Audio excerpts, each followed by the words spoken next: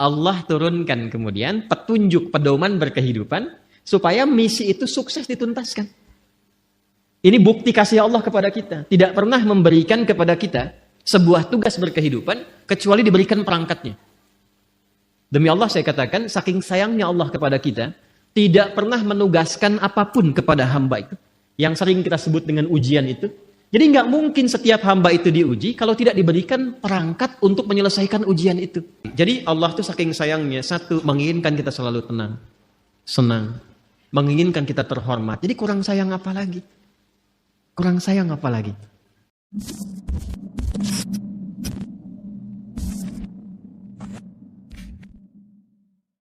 Baik. Islam datang membawa risalah ketenangan. Dan memang Nabi Adam pun ketika pertama kali bertugas di bumi, Allah memerintahkan untuk memulai tugasnya di bumi itu langsung oleh Allah difirmankan. Semua misi yang dikerjakan oleh Adam alaihissalam itu yang paling menariknya adalah disertakan dengan konsepsi ketenangan dan kesenangan. Jadi sebetulnya aktivitas dunia itu kalau kita mengikuti tuntunannya, itu prinsipnya itu tenang dan senang. Ingat itu ya, tenang dan senang. Baik, itu ada di Quran surah kedua Al-Baqarah di ayat 38. Qulna bitu minha jami'a fa imma ya'tiyannakum minni huda faman tabi'a hudaya fala khaufun 'alaihim wala hum yahzanun. Sekarang misi dimulai, kata Allah, Adam, Hawa turun semua ke bumi. Misi dimulai. Karena Nabi Adam, kakek moyang kita, dan istri beliau, Sayyidah Hawa alaihissalam, ingat ya, Allah menciptakan manusia pertama itu Adam dan Hawa. Bukan Adam dan Hendra. Ingat ya? Adam dan Hawa. Jelas? Betul ya? Betul. Jadi begitu kemudian disampaikan, misinya diviralkan. Apa tujuan mencipta Adam dan nanti keturunan yang disebut dengan Bani Adam, disebutkan 7 kali dalam Al-Quran itu, fungsinya adalah di bumi terkait dengan ibadah. Quran surah ke-51 ayat 56, "Wa ma khalaqtul jinna wal insa illa liya'budun." Nanti pekerjaan ibadahnya bukan di langit. Yang di langit ada malaikat yang bertasbih, bertahmid, bertakdis. Nanti di ayat 30 terusannya ditemukan. Ya kan? Wa nahnu nusabbihu bihamdika wa nuqaddisulah. Ya kan? Ada yang di langit. Cuma tugas kita bukan di langit. Tugasnya di mana? Di bumi. Itu yang dimaksudkan Al-Baqarah ayat 30. Wa idh qala rabbuka lil malaikati inni ja'ilu fil ardi khalifah. Tugas kita memakmurkan bumi. Tugas kita beribadah di bumi ini. Karena tugasnya di bumi, maka Adam diturunkan. Ketika sudah siap, diturunkan ke bumi. Yang paling menarik, perhatikan kalimatnya. Fa imma ya'tiyannakum minni hudan. Maka tatkala misi dimulai itu, bersamaan dengan misi dimulai, Allah turunkan kemudian petunjuk, pedoman berkehidupan, supaya misi itu sukses dituntaskan. Ini bukti kasih Allah kepada kita. Tidak pernah memberikan kepada kita sebuah tugas berkehidupan, kecuali diberikan perangkatnya. Demi Allah saya katakan, saking sayangnya Allah kepada kita, tidak pernah menugaskan apapun kepada hamba itu. Yang sering kita sebut dengan ujian itu. Jadi nggak mungkin setiap hamba itu diuji kalau tidak diberikan perangkat untuk menyelesaikan ujian itu. Bahkan yang paling rahman, karena itu sifat rahman hanya dilekatkan kepada Allah, tidak yang lain. Quran surah ke-17 ayat 110, Qulid'ullaha awid'ur rahman. Ya, ibu masih punya rahim. Manusia masih bisa belajar dari keteladanan itu. Tapi rahman hanya milik Allah. Karena kasihnya begitu luas. Jangankan diberikan perangkat. Dengan sifat rahmat Allah itu, kaidah langsung diturunkan. Allah langsung memberikan penjelasan. Tidak mungkin bahkan seorang hamba diuji melampaui batas kemampuannya. La yukallifullahu nafsan illa. Itu sayangnya Allah kepada kita. Jadi nggak mungkin setiap kita itu diuji dengan persoalan. Apapun itu dalam kehidupan, kecuali kita memang punya kesanggupan menyelesaikan itu. Itu mesti yakin. Karena Allah yang sampaikan. Dan jangan diduga bahwa setiap orang yang duduk di sini tidak punya masalah, belum tentu. Ini wajah penuh persoalan semua gitu. Setiap kita punya persoalan yang berbeda-beda. Dan mesti yakin ini kalimat pertama, dan secara psikologis, ini susah ditemukan dimanapun. Itu akan memberikan ketenangan pada jiwa kita. Jadi kalau bahasa psikologinya begini, ketika ada persoalan, katakan pada diri kita, kita pasti bisa menyelesaikan ini. Itu lebih menenangkan kepada jiwa dibandingkan membuat status. Kenapa harus aku ya Allah? akan selesai. Ingat ya, ujian tidak tuntas dengan menuliskan sebuah status. Tapi ujian bisa tuntas dengan membangun keyakinan kepada diri bahwa itu bisa kita sempurnakan.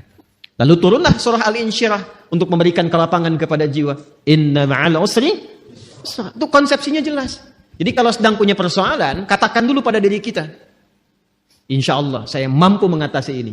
Satu. Yang kedua, setiap masalah pasti ada solusinya. Kalau dipersingkat tuh begini, bahasa singkatnya. Pasti selesai. Pasti selesai. Insya Allah. Itu kalimat ini, dua kalimat yang mahal ini, itu memberikan pengaruh kepada jiwa itu luar biasa. Dan itu sangat mahal. Sangat mahal. Anda kalau konsultasi ke psikolog, untuk dapat dua kalimat ini saja, berapa biaya yang dikeluarkan? Ya. Kan saya sering katakan, kan ketenangan itu kadang lebih mahal kan, dibandingkan harta yang dimiliki. Orang untuk mendapatkan ketenangan, itu mesti kadang merogoh kocek yang sangat luar biasa. Karena itu seringkali ketenangan itu tidak bisa dibandingkan dengan materi yang didapatkan. Masih ingat kan pertanyaan yang sering saya ajukan? Pilih mana? Kaya tapi gelisah atau miskin tapi tenang? Masih ingat 2 tahun lalu? Kaya tapi gelisah atau miskin tapi tenang? Coba. Nggak ada pilihan ketiga. Nggak mudah kan? Baik. Nah karena itu konsepsi dasar, dalam kita berkehidupan itu mesti tenang. Saya kalau mengajar andanya nggak tenang, nggak mungkin pelajaran bisa disampaikan. Saya pun kalau sedang tidak tenang, nggak mungkin bisa menyampaikan materi dengan baik. Ketenangan itu penting. Karena itulah ketika Adam mulai diturunkan ke bumi, kalimatnya. Faman tabi'a hudaya, fala khaufun. Fala khauf itu tidak ada kegelisahan. Apa lawannya gelisah? Tenang. Jadi konsepsi dasar keberhidupan di bumi itu sesungguhnya penuh dengan ketenangan. Dasarnya itu. Kapan ketenangan itu tiba? Faman tabi'a hudaya. Ketika petunjuknya diikuti. Jadi kalau ada keberhidupan kita dalam konteks apapun, apakah di rumah tangga, di pekerjaan di kantor, kehidupan sosial, yang membuat kita tidak lebih tenang, boleh jadi, maaf, bukan karena jabatan yang kurang tinggi. Mungkin bukan hartanya kurang banyak.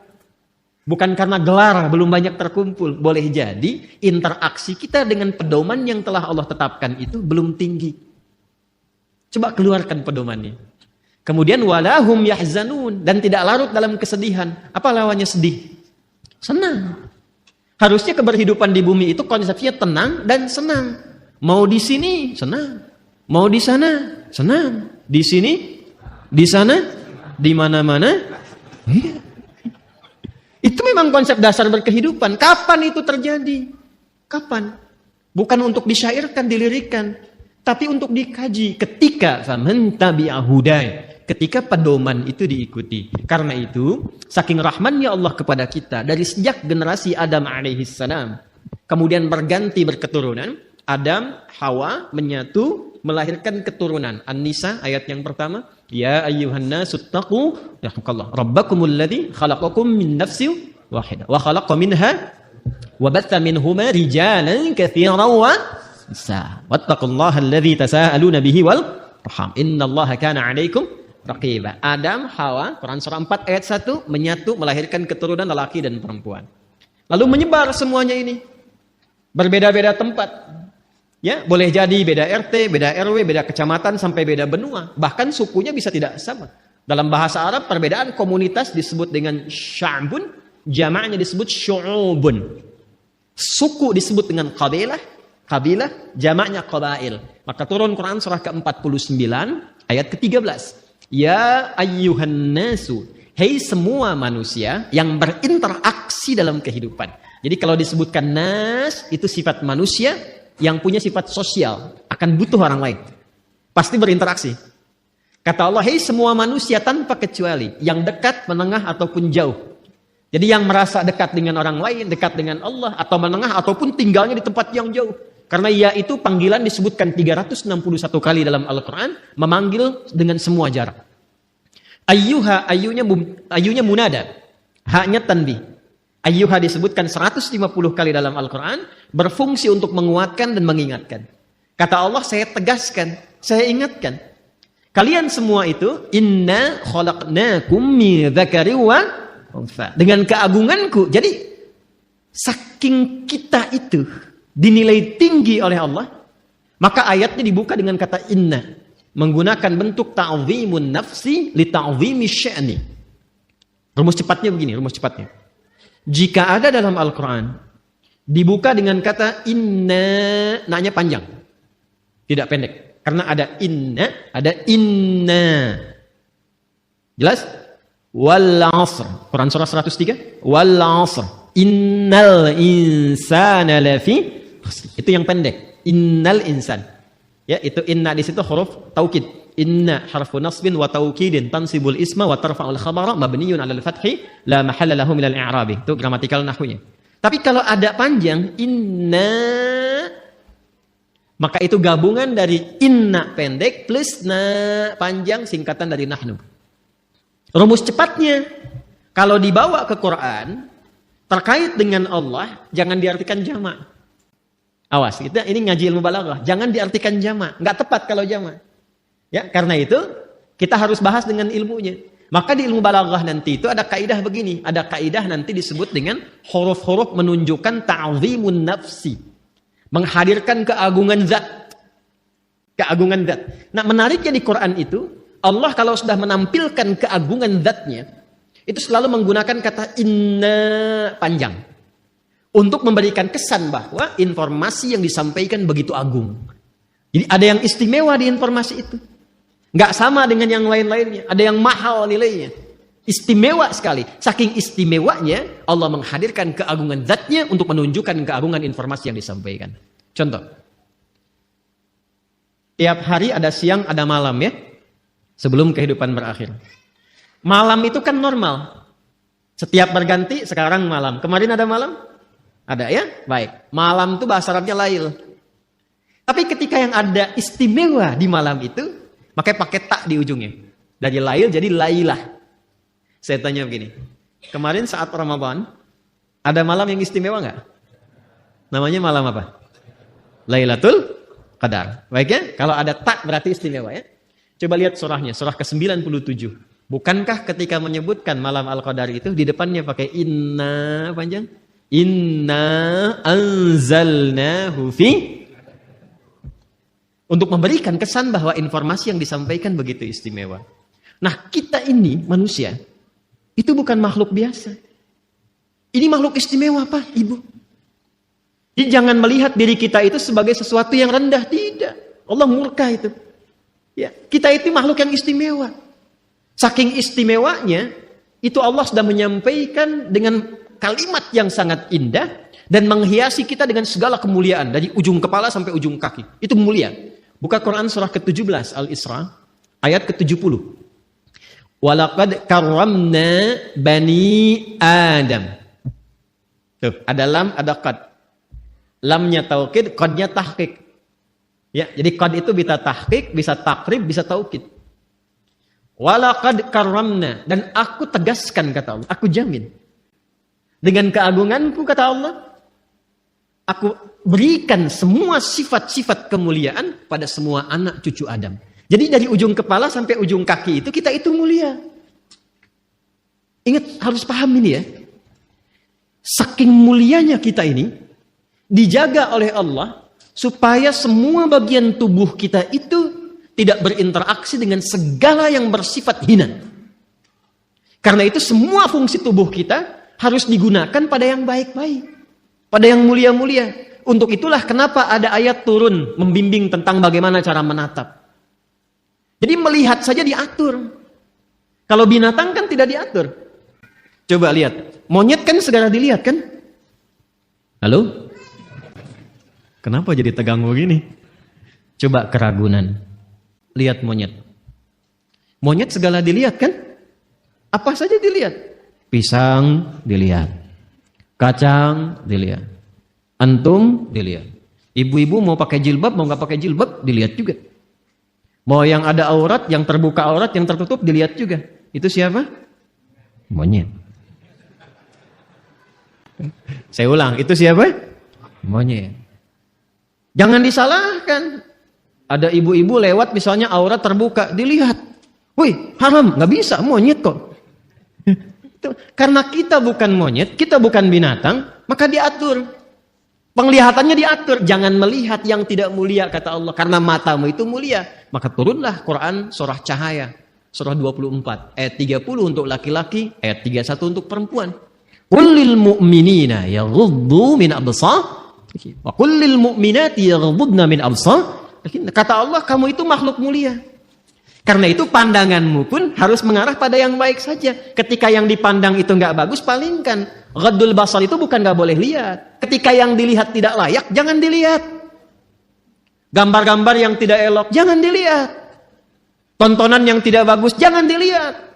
Proyek yang bukan punya Anda, jangan dilihat. Alas kaki keluar dari sini bukan punya Anda, jangan dipaksakan dilihat-lihat. Paham? Kenapa? Karena kita itu mulia. Maka muncul hukum haram. Haram itu akarnya seakar dengan kata hormah. Diserap ke dalam bahasa Indonesia menjadi hormat. Hormat itu dari bahasa Arab. Asalnya hukum haram itu, ini dasarnya filosofinya, maknanya. Kenapa hukum haram ini muncul? Dasarnya bukan ingin membatasi manusia beraktivitas, bukan. Tapi Allah menginginkan kehormatan kita terjaga. Jangan dilakukan. Kalau kamu mengerjakan ini, kehormatan kamu runtuh di hadapan Allah dan manusia. Coba silahkan cek. Kalau ada orang mencuri dan diketahui mencuri dipublikasikan, kehormatannya runtuh tidak? Runtuh. Pezina diketahui, runtuh. Pembegal, pencuri, perampok, koruptor, terbuka, runtuh. Allah tidak ingin, Allah tuh sayang dengan kita. Jangan sampai terjadi. Jadi tidak harus semua dilihat. Yang melihat semuanya tanpa batasan, siapa? Jadi kalau ada manusia ingin selalu melihat tanpa ada batasan, ya patut dipertanyakan, di mana nilai kemanusiaannya? Jelas sampai di sini? Ini gambaran ujung kepala sampai dengan ujung kaki. Jadi Allah tuh saking sayangnya, satu, menginginkan kita selalu tenang, senang, menginginkan kita terhormat. Jadi kurang sayang apa lagi? Kurang sayang apa lagi? Nah, dan yang paling menarik adalah ketika kita terlahir ke muka bumi ini, diberikanlah kemudian bekal-bekal untuk mendapatkan itu semua. Ini karena edisi spesial, saya akan menggali ini saja, karena ini sekaligus yang memberikan sebuah petunjuk langsung dari Al-Quran dan hadis-hadis Nabi Muhammad SAW untuk mendapatkan ketenangan tadi, kenyamanan tadi, keterjagaan tadi. Maka sejak manusia terlahir, diberikanlah fitrah berkehidupan, ditanamkan dalam jiwanya yang akan menjaga dia tetap dalam status yang terhormat di hadapan Allah. Itulah potensi fitrah yang disebut dengan takwa. Maka turunlah Quran surah ke-91 di ayat 7 sampai dengan ayat 10. Wa nafsin wa ma sawwaha. Dan demi jiwa setiap manusia yang disempurnakan penciptaannya. Fa'alhamaha fujuraha wa taqwa. Maka demi menyempurnakan itu ditanamkanlah pada dirinya fitrah, potensi-potensi kebaikan, yaitu satu katalisnya namanya fujur, dan inti hidup berkebahagiaan itu yang disebut dengan takwa. Tugas kita adalah mengoptimalkan fitrah potensi takwa ini. Jadi kalau kita bisa keluarkan itu, naik cahayanya, naik ke mata, itu mata tidak akan pernah menatap kecuali yang baik-baik saja. Turun ke lisan orang yang sudah punya takwa, itu lisannya akan terjaga. Tidak pernah dia bertutur kecuali yang mulia saja. Sampai ke ujung kaki. Kalau sudah jadi mendapati bagian dari takwa itu, maka berubah nanti namanya. Kalau sendiri disebut taqi, kalau jamak disebut muttaqin. Kalau jamak disebut apa? Muttaqin. Orang kalau sudah mendapatkan muttaqin statusnya dan dia berlatih dengan amalan-amalan khusus, maka Allah jamin semua gerak langkah hidupnya akan langsung dibimbing oleh Allah dan dipastikan semua aktivitasnya berdampingan dengan kesuksesan dan kebahagiaan. Itu konsepsi dasar di ayat 2 sampai dengan 5 di surah Al-Baqarah. Dzalikal kitabu la raiba fihi hudal lil muttaqin. Siapa muttaqin itu? Ayat 3-nya. Alladzina yu'minuna bil ghaib. Baik, latihannya. Wa yuqimunas wa mimma razaqnahum walladzina yu'minuna bima unzila ilaihi wa ma unzila min wa bil akhirati hum yuqinun. Lihat, ulaika ala hudam rabbih wa ulaika humul muflihun. Langsung ke ayat 5. Mereka itulah orang-orang yang akan selalu diberikan bimbingan oleh Allah dalam setiap langkah hidupnya. Tidak ada yang paling indah kecuali mendapatkan bimbingan Allah. Hidayah itu coba citrakan sebagai bimbingan. Ya, betul petunjuk dalam bahasa Arab. Petunjuk betul. Tapi petunjuk itu kalau kita tarik lebih dekat jadi terbimbing gitu kan? Bimbingan dalam berkehidupan. Ada orang-orang yang selalu dibimbing Allah. Lisannya bertutur dibimbing. Bekerjanya dibimbing. Dan itu mahal. Ada orang yang ingin mendapatkan itu sampai rajin tahajud. Kan diantara manfaat tahajud itu kan mendapatkan bimbingan Allah. Ya, Quran surah ke-17 masih ingat? Ayat 79 itu sampai dengan ayat 81. Wa minal laili fatahajjad bihi nafilatan laka asa ay yab'atsaka rabbuka maqaman mahmuda. Kemudian apa yang terjadi? Wa qur rabbi adkhilni mudkhala sidqin wa akhrijni mukhraja sidqin waj'al li lil muttaqina masyaallah waj'al li min ladunka sultanan nasira. Jadi teman-teman sekalian, itu mahal itu. Untuk dapat hudan itu, bimbingan Allah yang menyertai aktivitas kita, ada amalan-amalan dasarnya setiap hari. Tahajud, Quran, itu jangan salah tuh. Makanya saya tuh sering cerewet, dekati Quran, sampai bikin komunitas, ya sampai kita mencoba untuk menjadi bagian ahli Quran. Karena mahal, yang dicapai itu bukan sekedar interaksinya, bimbingan Allahnya, kebahagiaannya gitu, ya kesuksesannya. Pertanyaan terbesarnya, apakah sampai detik ini kita sudah menjadi bagian dari insan bertakwa atau belum? Kalau sudah mendapati itu, kita bagaimana cara mempertahankannya? Kalau belum mendapati itu, bagaimana mengoptimalkannya? Itu yang coba kita gali di pertemuan malam hari ini. Kita akan mengaji malam ini dengan nuansa ilmiah yang tinggi.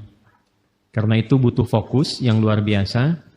Karena boleh jadi detil pembahasan ini belum didapati di kitab-kitab khusus. Jadi kita mesti menyatukan dulu beberapa referensi, baru kita bisa mendapatkan tautan-tautan ini. Karena itu, ini kajiannya cukup mendalam di malam hari ini. Sekali lagi, butuh fokus untuk kita semua. Kemudian nanti ada beberapa yang ingin saya tuliskan juga, dan ini akan menentukan pengenalan jati diri kita kepada diri kita masing-masing. Baik, kita mulai pembahasan kita malam hari ini, dan kiranya saya akan memulai untuk memberikan gambaran dalam bentuk tulisan. Bismillah. Mohon untuk dicek terlebih dahulu. Terdengar suara saya insyaallah? Baik ya. Di luar mudah-mudahan jelas ya suara saya. Kalau saya menulis di sini kelihatan di sana? Ya, sudah pasti tidak, sudah pasti. Jadi kalau kelihatan Anda luar biasa gitu. Saya ingin memastikan aja gitu kan. Baik. Nanti kalau ada sebagian sisi tidak terlihat, bisa nanti di-review ya. Pada kajian yang telah terekam di YouTube, nanti dicek kembali. Dan memang dalam kehidupan itu seperti itu. Kita tidak bisa memuaskan semua kalangan. Ya. Yang bisa kita lakukan memberikan yang terbaik, sekalipun tidak mengharapkan kepuasan bagi seluruh kalangan. Jelas sampai di sini? Baik ya. Ibu kelihatan Bu? Belum ya, belum saya tulis. Luar biasa. Baik, bismillah. Ini saya akan membuat seperti ini dulu. Nah. Oke. Enak ya. Kurang lebih kotak seperti ini. Sudah? Baik. Lalu saya buat lagi lebih kecil skalanya. Seperti ini. Ya. Kadang-kadang orang sekarang ada yang membuatnya seperti ini. Ya. Kita hapus saja ya. Jangan menggoda, saya sudah berkeluarga. Susah dihapus rupanya. Memang kalau hati sudah tersakiti agak sulit untuk dikembalikan. Ya sudahlah, ini bagian yang terakhir. Ini takin begini. Ya, baik. Gambar apa ini? Sudah ya? Baik, lihat baik-baik sekarang. Sekarang baru akan saya berikan namanya. Kotak besar, bagian terluar, kita tuliskan dengan nama Sodrun. Sodrun, Sod, Dal, Ra. Jamaknya Sudur. Sudah? Tenang, pelan-pelan dulu. Saya tes ya. Kotak besar, bagian terluar, diberi nama dengan apa? sadrun. Jamaknya apa? Sudurun. Di dalam kotak ini ada yang skalanya lebih kecil. Yang kedua ini, setelah kotak yang besar, di dalamnya ada lagi. Ini ilustrasi saja ya. Saya buat kotak lagi, diberi nama qalbun. Qalbun. Jamaknya qulubun. Namanya qalbun, jamaknya apa? Qulubun. Baik. Pelan-pelan. Di dalam kotak ini ada yang paling kecil. Ingat, ada 3 ya. Ada 3. 1 sodrun, jamaknya sudurun. Kedua qalbun, jamaknya qulubun. Yang paling dalam ini namanya nafsun. Nafsun.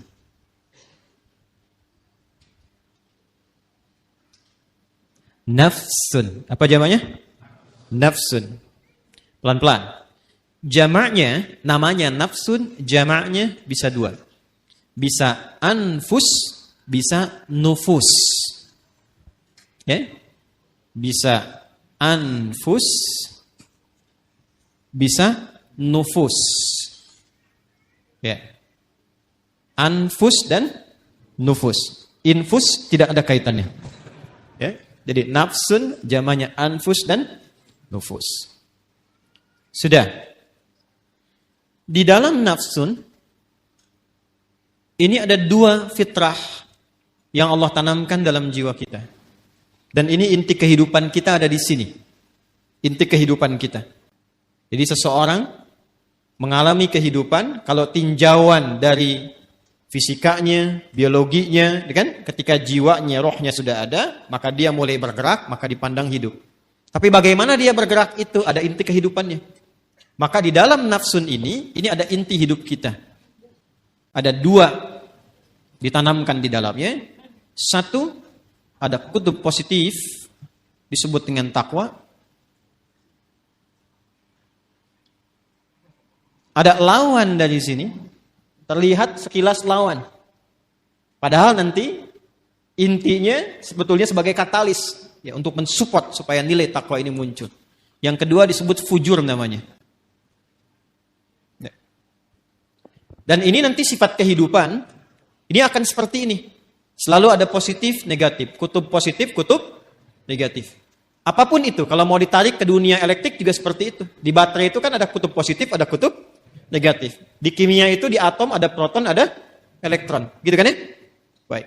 Kita lepaskan dulu semua itu. Kita kenali diri kita saja. Supaya tidak terlampau melebar. Nah ini inti jiwa kita itu. Di dalam diri kita yang terdalam. Itu ada ini. Ada takwa dan fujur. Dalilnya apa? Ke Quran surah 91 Asy-Syams. Ayat 7-10 tadi yang Anda tuliskan. Yang pertama kali. Wa nafsin wa ma sawaha. Dan demi nafas ini. Demi jiwa, demi nafas. Yang telah sempurna penciptaannya. Ya, sawwa itu sempurna. Kapan itu sempurna menjadi nafas? Ketika roh mulai masuk ke dalam diri, ke dalam jasad. Di usia 4 bulan. Jadi usia 4 bulan itu roh ditiupkan, menyatu ke dalam jasad. Pelan-pelan. Dari mana taunya? Nanti dibuka hadis Nabi Muhammad SAW.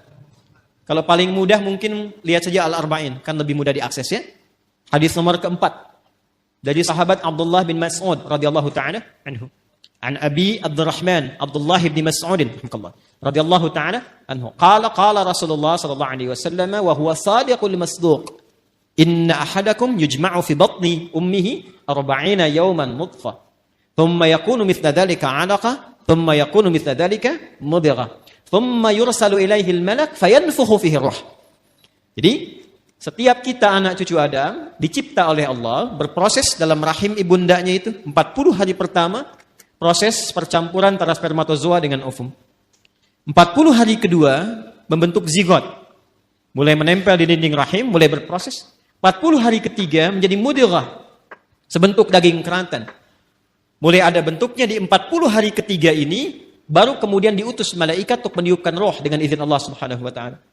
40 hari ketiga, 40 hari dikali 3. Berapa jumlahnya? 120 hari.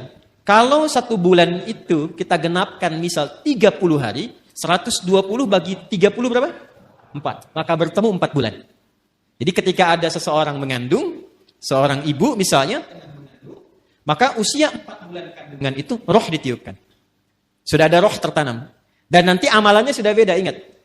Antara roh belum masuk dengan roh sudah masuk, itu berbeda amalannya. Nanti supaya tidak melebar, lain waktu kita bisa buat kurikulum tersendiri tentang itu. Ayatnya ada semua. Ada semua. Jadi apa amalan suami istri, amalan suami, amalan istri, amalan suami terkait nafkah, ada. Jangan sampai membawa sesuatu yang haram. Dibawa ke rumah, diolah oleh istri, dimakan, masuk ke kandungan. Janin itu kasihan. Belum terlahir sudah mengonsumsi yang haram, itu bahaya itu. Bahaya. Dan nanti mengembalikannya nggak mudah. Ya, yuk pelan-pelan. Kembali ke sini. Nah, usia 4 bulan kandungan, ditiupkan roh. Di situ kemudian terjadi dialog kita untuk berkomitmen menuhankan Allah. Nanti ada diabadikan di Quran surah ke-7 Al-A'raf ayat 172. Tadi saya berjanji detailnya tidak saya tuliskan dulu. Ini untuk melengkapi apa yang tadi disampaikan. Wa idh akhadha rabbuka min bani adama min zuhurihim dzurriyyatahum wa ashhadahum ala anfusihim alastu bi rabbikum qalu bala syahidna. Jelas sampai sini? Nah, ini usia 4 bulan kandungan. Ketika roh ditiupkan, menyatu kemudian dengan jasad, maka berubah nanti namanya menjadi nafas. Jelas? Berubah menjadi apa? Nafas. Dari sini kemudian muncullah tanda-tanda keberhidupan. Makanya diserap ke dalam bahasa Indonesia dengan nafas. Seseorang dikatakan hidup bila masih ada tanda-tanda nafas. Itu dalam bahasa Indonesianya. Paham sampai sini? Nah, ketika sempurna itu, dari mana taunya? Roh masuk ke dalam fisik, kemudian sempurna penciptaan jadi nafas ini. Nanti lihat di Quran surah ke-15 ayat 28. Quran surah 15 Al-Hijr ayat ke-28. Wa idh qala rabbuka lil malaikati inni khaliqum bashara min salsalin min hama'im masnun. Teruskan ayatnya. Fa idza sawaituhu. Nah, ini ada kalimatnya sawaituhu. Fa idza sawaituhu wa nafakhtu fihi min ruhi. Maka bila aku telah sempurnakan sawaituhu penciptaannya itu dengan cara meniupkan roh sudah masuk ke dalam bagian tubuhnya itu, ya, maka mulai sempurna penciptaan berproses di situ. Kata sawaituhu itu asalnya dari kata sawwa yusawwi, taswiyatan. Ya. Ini asalnya ya nih. Jadi makanya kalau bersambung dengan dhamir kembali ke ya. Sawwaitu tu'nya ke Allah, dhamir ana, ya. Hu-nya kembali ke kalimat semula, ke bashar. Fa idza sawaituhu, maka bila makhluk manusia ini mulai akan masuk fase sempurna penciptaannya. Jadi kalau tampilan fisiknya disebut bashar, nanti ada 5 nama ya. Agak lompat sedikit, manusia setidaknya disebut dengan 5 nama. Bashar 35 kali disebutkan dalam Al-Quran. Dan ini nama pertama saat diciptakan untuk memberikan info pada malaikat dan jin bahwa materi dan tampilan fisiknya nggak sama dengan malaikat dan jin. Di malaikat diciptakan duluan, baru kemudian jin. Kalau malaikat dari cahaya, kalau jin dari api, bukan sekedar api.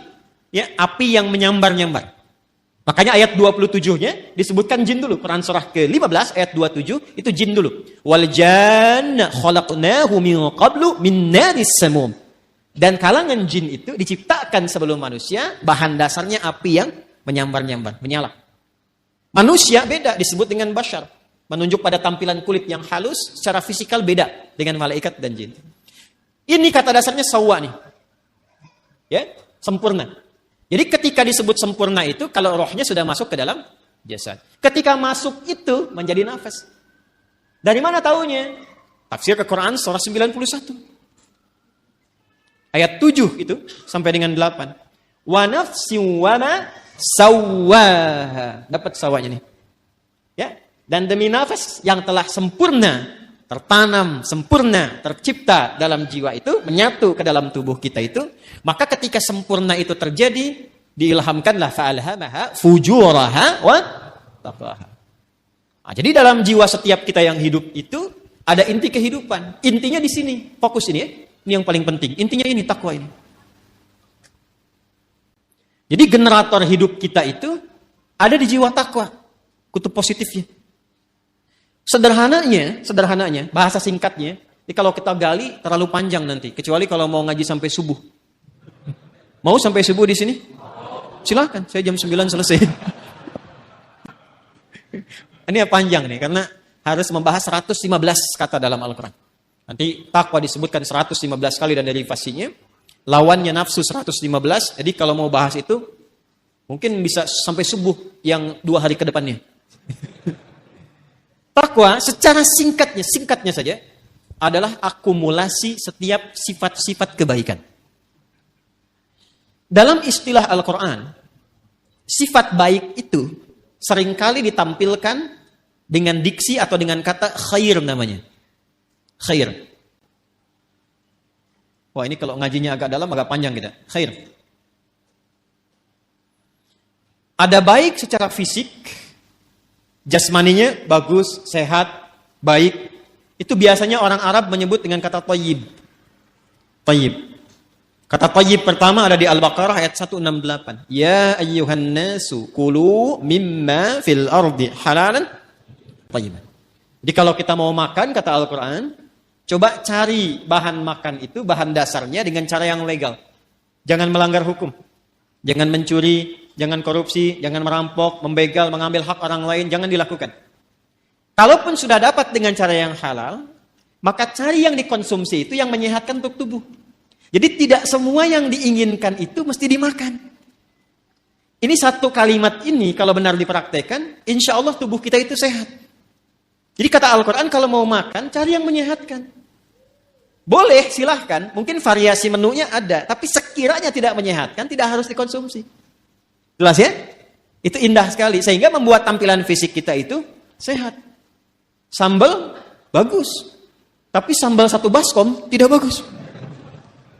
Membuat fisiknya sehat, kuat, itu namanya apa? Thayyib.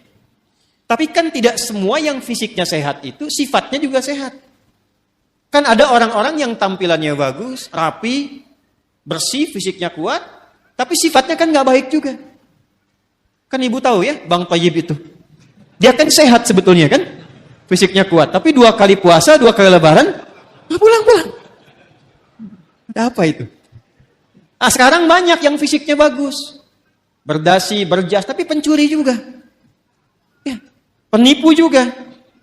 Ya, dan turunan-turunan yang lainnya. Kita tidak menginginkan itu. Ketika kebaikan fisik diiringi dengan kebaikan sifat, maka sifat itu disebut khair namanya. Khair. Nanti ada 6 ya. Ini untuk informasi saja cepat, karena kita nggak mau bahasin terlalu jauh. Ada thayyib, ada khair, ada ma'ruf, ada ihsan, ada salih. Yang ke-6 ada birrun. Ya. Nanti lain waktu kita bisa turunkan kalau sedang membahas itu. Ya. Sekarang kita beralih ke sini saja dulu, ke khair. Jadi khair itu semua jenis-jenis sifat yang kita nilai baik. Jujur baik tidak? Itulah khair. Sabar baik? Baik, sabar. Rendah hati, tawadhu. Jadi semua sifat-sifat baik itu ada di sini. Karena itu yang paling menarik, masyarakat di zaman jahiliyah yang kehilangan sifat-sifat baik itu, sehingga seakan tidak mengenal sifat baik. Yang kaya ada, tapi karena tidak kenal sifat baik, kekayaannya digunakan pada yang tidak baik. Yang pintar ada, tapi karena tidak mengenal sifat baik, kepintarannya digunakan untuk berbuat yang tidak baik. Karena itu di zaman jahiliyah komplit semua. Pezina banyak, pemabuk ada, pembegal komplit, bahkan sekampung begal semua ada di kota Ghifar itu.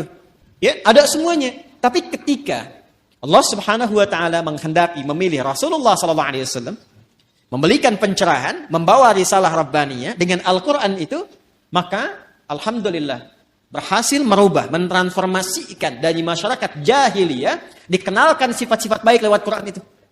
Ditunjukkan, dibimbing. Sehingga berubah. Kebayang enggak teman-teman sekalian? Enggak kan? Kan belum saya sebutkan. Dari yang tadinya itu keras, preman, jadi kekerasannya dialihkan pada ketegasan. Sehingga dibawa kemanapun jadi berkeadilan. Yang tadinya itu seorang yang royal, ya, dibawa kepada sifat-sifat sedekah, jadi senang berbagi.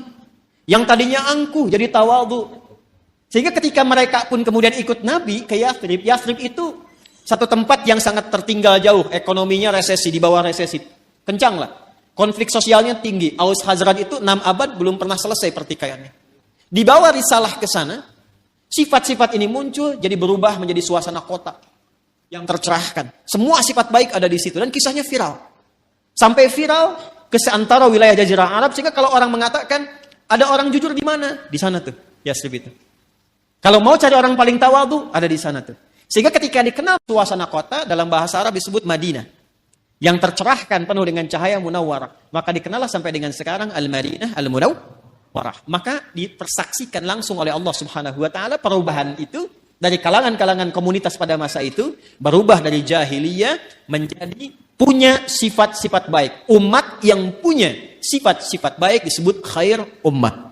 Maka turunlah Quran surah ketiga Ali Imran ayat 110 untuk memberikan keterangan itu.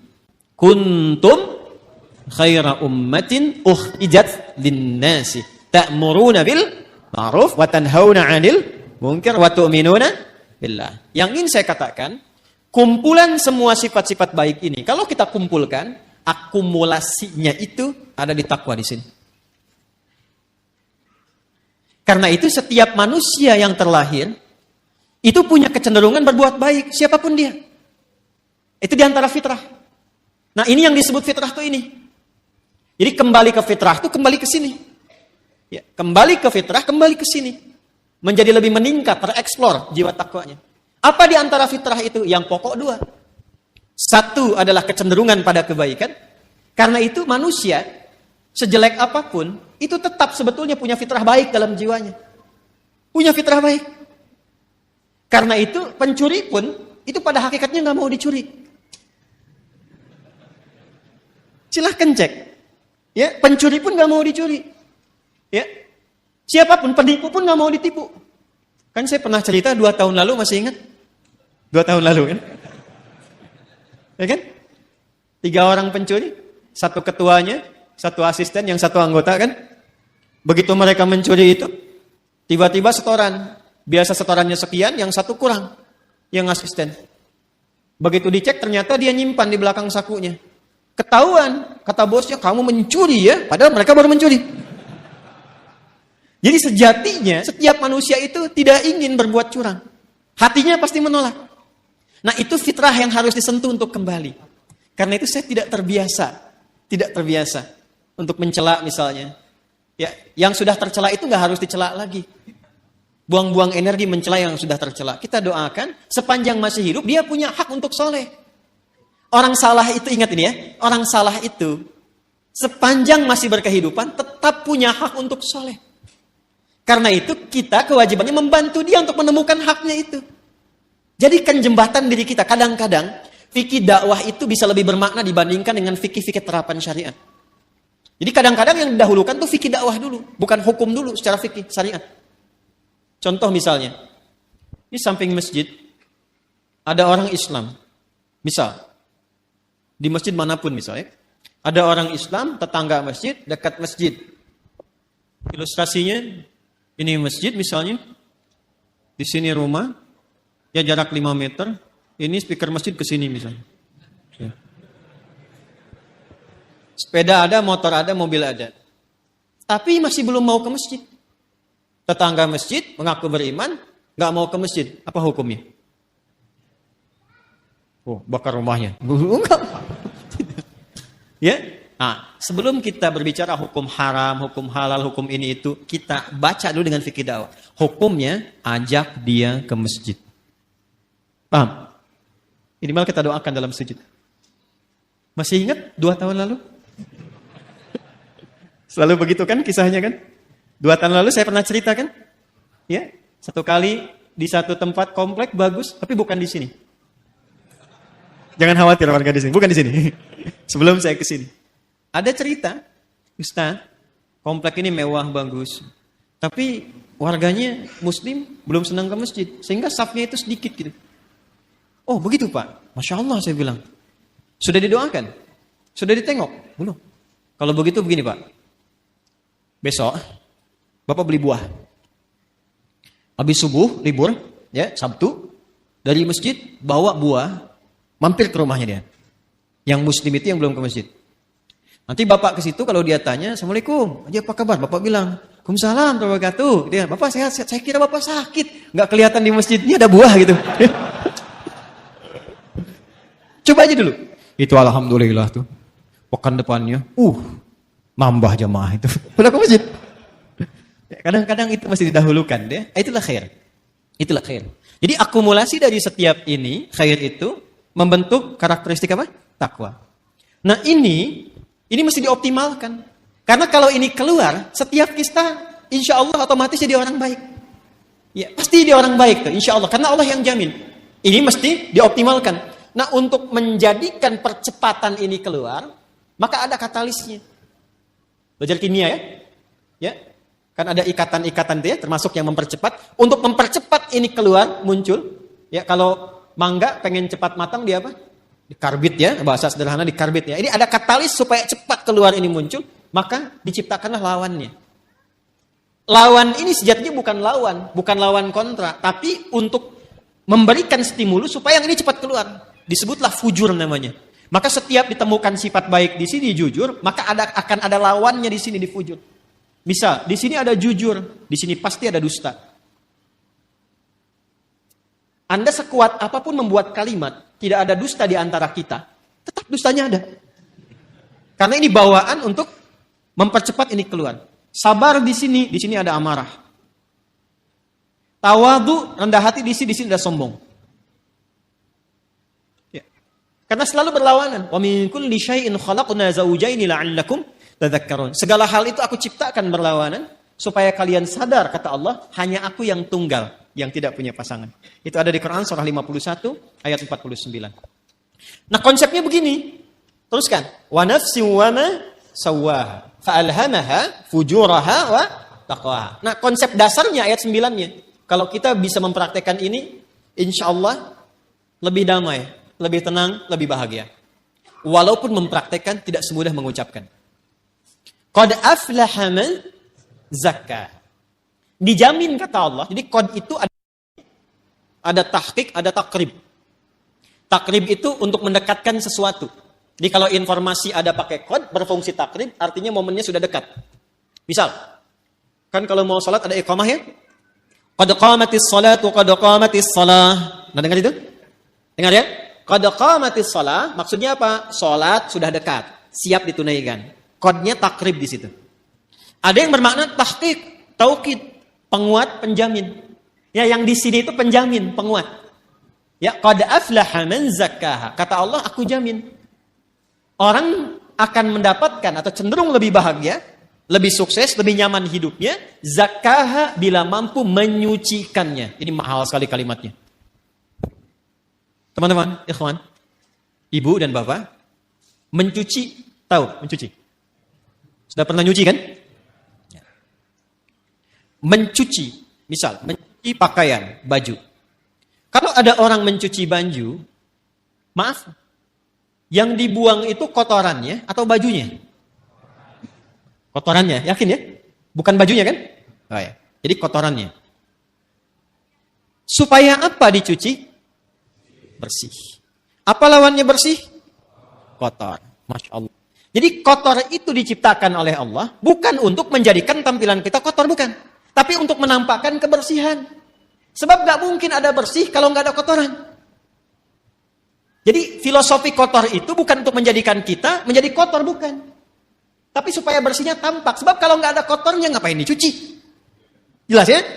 Nah, jadi ini poinnya. Jadi cara membacanya itu, ini kalimatnya tinggi. Makanya dibacanya nanti pakai isti'arah di balaghah. Membacanya tinggi sekali. Jadi mencuci itu bukan bermaksud menghilangkan jiwanya. Bukan. Bukan menghilangkan pakaiannya. Tapi ditampakkan lawannya ini supaya yang bersih muncul. Gelas bisa dilap. Kapan dilap? Kalau kelihatan ada debunya. Wajah dilap-lap. Kenapa? Karena ada kotoran yang tampak di wajah. Kalau nggak ada yang kotor ngapain dilap? Jelas ya? Baik. Nah, ini cara membacanya, terapkan ke sini. Amarah itu diciptakan bukan ingin menjadikan seseorang itu pemarah, bukan. Tapi supaya sabarnya muncul. Sebab kalau marah nggak diciptakan, bagaimana sabar bisa muncul? Tuh, kan? Di luar nggak tahu tuh. Ya, coba deh begini. Maaf ya, ibu dan ibu, suami pulang dari kantor ke rumah nih. Pokoknya nggak ada apa-apa, nggak ada hujan, nggak ada angin, nggak ada macam-macam, nggak ada permasalahan. Begitu buka pintu, Assalamualaikum, ibu jawab Waalaikumsalam, ibu langsung bilang, sabar ya Pak, sabar gitu. Kira-kira respon pertama apa yang akan ditampilkan oleh suami? Mama sehat. Nggak mungkin kan itu muncul, kecuali ada amarah dulu, baru sabar muncul. Jadi ternyata sabar itu bisa muncul kalau amarahnya sudah keluar. Maka cara memandang setiap persoalan itu paling gampangnya, ingat ya, tadi saya katakan mudah diucapkan, tapi juga tidak mudah untuk dipraktekkan, perlu berlatih. Ketika ada sesuatu yang tidak disukai, cepat cari lawan yang disukai. Karena fujur itu ditampilkan supaya takwanya muncul. Jadi kalau sekiranya Anda melihat berita, mendengar misalnya, ya, ada yang berdusta, tandanya kita harus jujur. Ada yang sombong, tandanya kita harus rendah hati. Ada yang cemberut, lawan cemberut apa? Ada yang menangis, lawan menangis apa? Ibu pulang ke rumah, datang suami. Suami lihat istri sedang cemberut. Ya kan? Waalaikum. Ini ada gelang baru 1 kilo. Biasa. Tapi kan ini nggak mudah. Apalagi kalau ada persoalan-persoalan hikmah. Kadang-kadang nggak seperti itu pula. Tapi ini standarnya. Jadi yang saya ingin katakan adalah, itu di takwa semua sifat baik. Yang fujur itu katalis, stimulusnya supaya cepat naik. Persoalannya apa? Persoalannya, kalau fungsinya itu tidak sesuai seperti yang Allah tetapkan. Jadi keluar dari fungsi. Nah ini yang diinginkan oleh setan.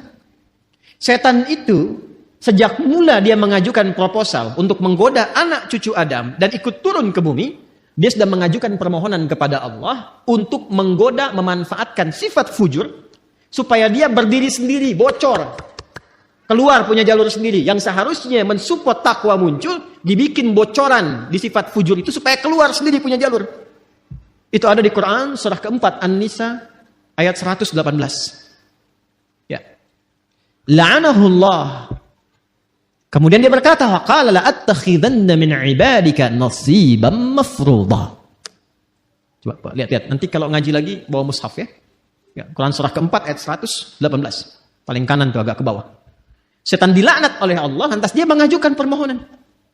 Ya Allah, perkenankan aku. Ya, berikan aku kesempatan untuk membuktikan aku lebih hebat dibandingkan dengan Adam, katanya. Selalu begitu. Caranya bagaimana? Aku ingin menggoda, memberikan sebuah jalan baru secara halus supaya satu bagian dari 2 bagian fitrah manusia itu, ya, aku berikan jalur sendiri supaya keluar. Dan dari situ muncul kemudian maksiat, keluar bergeser. Bergeser dari jalur yang benar itu disebut dengan fusuk, ya, pelanggarannya disebut dengan asa, sifatnya disebut dengan maksiat. Maka dibuatlah oleh setan itu sebuah jalur baru, ya, dengan cara yang halus, seakan-akan tak terasa, kayak air meresap tiba-tiba basah, kan? Dalam bahasa Arab disebut dengan was-was. Maka dia masuk dari jalur ini, dari atas, sudur. Alladzi yuwaswisu fi, masuk lewat sini, menghembuskan penyakit ke kolbu juga, ya. Kemudian tembus ke sini ke nafas, jalurnya ke sini ke fujur. Perhatikan, fokus baik-baik. Yang seharusnya bersifat begini menjadi katalis, dibikin jalur sendiri keluar ke sini. Sehingga apa? Ini amarah yang seharusnya mensupport sabar, dia keluar sendiri ke sini. Ya, kalau bahasa apa Rusianya tuh ujuk-ujuk ya. Ya. Ujuk-ujuk marah aja gitu, ya. Ini ke sini nih. Jadi ini keluar nih. Jadi kalau dia keluar sendiri, akhirnya menjadi sifat mandiri yang jelek, yang buruk, ya, yang buruk. Sesuatu yang buruk itu dalam bahasa Arab disebut dengan su namanya. Apa? Su. Jadi ini mandiri dikeluar nih, dusta keluar sendiri, amarah keluar sendiri. Maka dia keluar dari fujur ini kepada nafas. Keluarlah dari sini ini su. Jadi setan memberikan was-was, memerintahkan itu ammar. Ya, kalau memerintahkan kepada sifat ammarah berkali-kali terus begitu. Maka muncullah Quran surah ke-12 Yusuf ayat 53. Tadi Anda tuliskan. Ya. Untuk menggambarkan itu, wa ma ubarni'u nafsi innan nafsa la ammaratum bisu. illa ma rahima rabbi. Aku nggak bisa menilai diriku itu orang suci. Fala tuzakku anfusakum. Jangan menilai diri kita suci, tidak. Sepanjang masih hidup, akan selalu ada peluang setan menggoda dan membocorkan sifat fujur ini. Sehingga keluarlah perbuatan su dari nafas. Kita menyingkatnya karena nafas asalnya netral, nafas itu netral. Tapi ketika yang keluar su, kita sering satukan nafas dengan su, jadi nafsu. Oh, ini kan bahasa kita saja ini. Asalnya begitu. Padahal nafas itu netral tadinya. Ya, nafsu itu netral. Cuma kenapa menjadi negatif? Karena ini yang dimaksudkan. Su keluar dari sinilah, ammaratun bisu. Keluarnya dari sini. Ini yang menjadikan kadang-kadang manusia alih-alih dia jujur, kemudian dia berdusta. Alih-alih dia tawadhu, kemudian dia sombong. Penyebabnya itu. Ya, penyebabnya itu. Ini yang menjadikan dalam jiwa kita selalu ada pergolakan. Ya, selalu ada pergolakan, nggak pernah berhenti, nggak pernah selesai. Ini pun Anda keluar dari sini, itu nggak selamanya langsung pada satu tujuan. Pasti akan bergolak dulu nih. Ya, ini masih macet, tar aja dulu sini dulu gitu kan. Udah cepat pulang, gini, macam-macam tuh. Ya, akan ada selalu seperti itu. Nah, sesuatu yang bergolak, tidak pernah tenang pada satu keadaan, itu bahasa Arabnya disebut dengan kolbun. Dari kata kolubah yaqlabu. Sesuatu yang senantiasa bergolak. Karena itu tempat bernaungnya nafas disebut dengan kolbu. Untuk memberikan kesan bahwa di dalamnya selalu ada pertarungan antara nilai-nilai kebaikan diakumulasi oleh takwa dengan bisikan-bisikan setan yang membuat fujur itu mandiri untuk keluar. Apakah Allah membiarkan begitu saja? Tidak. Allah punya sifat Rahman, punya sifat Rahim, dan rahmat Allah kepada hambanya itu tidak bisa dinilai. Saking luasnya. Saking luasnya. Maka saking sayangnya Allah kepada kita, ditetapkanlah dua hal. Dan ini yang betul-betul kita jaga. Betul-betul kita jaga. Untuk bisa mengoptimalkan takwa ini, sekaligus menekan supaya fujurnya tetap ada fungsinya.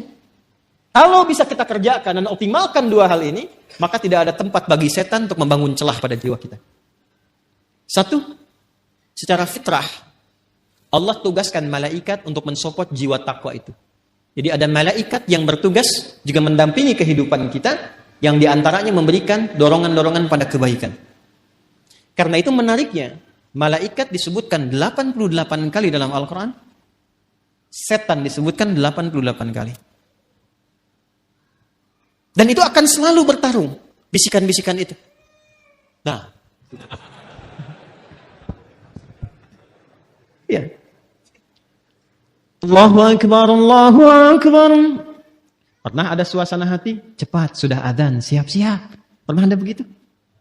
Tapi ketika La ilaha illallah baru adzan, belum qomat. Pernah begitu? Iya kan? Ya. Wujuhu yawma idzin nadhirah. Wajah-wajahnya kelihatan. Ya itulah pertarungannya selalu begitu. Selalu begitu. Maka apa kata Nabi sallallahu alaihi wasallam? Istafti qalbak. Tanyakan pada jiwa hatimu yang paling dalam ketika kita berada dalam suasana-suasana untuk memberikan sebuah putusan. Jadi kalau sedang ada kegelisahan, harus memilih misalnya, kan yang paling sulit itu dilema di antara dua cinta. Gitu kan? Antara harus mengikuti ta'lim misalnya atau menyempurnakan tugas yang lain. Misal, gitu kan? Maka dia timbang. Di situ ada timbangan-timbangan, mana yang paling banyak pahalanya, mana yang paling Allah senangi, mana yang paling bermaslahat, mana yang paling banyak kebaikannya. Kan bisa jadi Anda melamar pekerjaan kan, diterima di dua perusahaan, ya kan? Maka apa yang harus kita lakukan? Salah satu jalannya adalah itu tanyakan pada jiwa hati yang paling dalam, yang kira-kira ada unsur kebaikannya banyak didapatkan. Makanya supaya cahaya malaikat itu bisikannya kuat, maka lakukan amalan-amalan dan set tempat kita bertinggal itu. Ya, tempat kita beraktivitas yang sekiranya malaikat senang. Makanya di Islam itu fikihnya komplit. Di rumah misalnya ada suasana yang kira-kira malaikat gak senang, jauhi. Ya? Hal-hal yang kira-kira menyenangi malaikat, datangi. Sehingga melatih kita untuk selalu dekat. Apa misalnya majlis ilmu, itu banyak malaikatnya. Baca Quran, ditemani malaikat. Bahkan kalau sudah lancar, ada malaikat khusus menjaga. Ma'asyafratil kiramil bararah.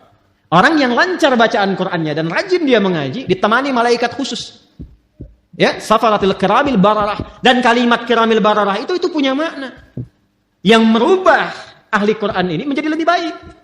Makanya saya sering katakan ahli Qur'an yang benar itu bukan dilihat dari berapa banyak khatamnya, berapa lancar bacaannya, dilihatnya berapa bagus perubahan pada perilakunya. Itu yang diakui oleh Quran sendiri. Di Quran surah 35 Fatir, di ayat 32, ya, thumma awrasnal kitaba alladhina istafaina min ibadina faminhum zalimun li nafsi wa minhum muqtasid, yang berhasil, wa minhum sabiqun bil khairati bi idznillah. Kalimatnya sabiqun bil khairat, ya, bukan sabiqun bil khatmah, bukan yang paling banyak khatamnya. Walaupun khatam itu bagus, ingat, yang saya maksudkan bukan tidak menginginkan khatam, bukan. Khatam itu bagus, hafal itu bagus, sampai hafal nomor posisi ini itu, tapi itu menjadi tidak bernilai tatkala tidak merubah perilaku. Itu ukurannya itu. Saya sering katakan, kalau ada orang menghafal Quran atau sekolah di ma'had Quran tidak merubah perilakunya lebih baik, ada yang salah dengan cara dia menghafal. Itu gambaran pertamanya. Karena itu ketika orang-orang ini istiqamah dalam kebaikan, maka apa yang terjadi? Di surah Fussilat itu kan ayat 30, "Tsumma istaqamu tatanazzalu 'alaihimul malaikatu alla takhafu wa la tahzanu wa abshiru bil jannati allati kuntum tu'adun. Nahnu awliya'ukum fil hayatid wa fil akhirah." Sudah, hidupnya enak. Karena Allah yang akan menyelesaikan semua urusan-urusannya. Dikirimkan malaikat menjaga. Itu ayatnya. Kalau sudah konsisten dengan amalan itu, malaikat turun. Dan perkara konsisten ini mahal. Kan saya sering katakan, itu untuk konsisten, kita butuh 9 tahapan kan. Consist 1, consist 2, consist 3, consist 4, sampai konsisten. Tahapannya apa? Nah, ini amalan yang kedua. Amalan kedua.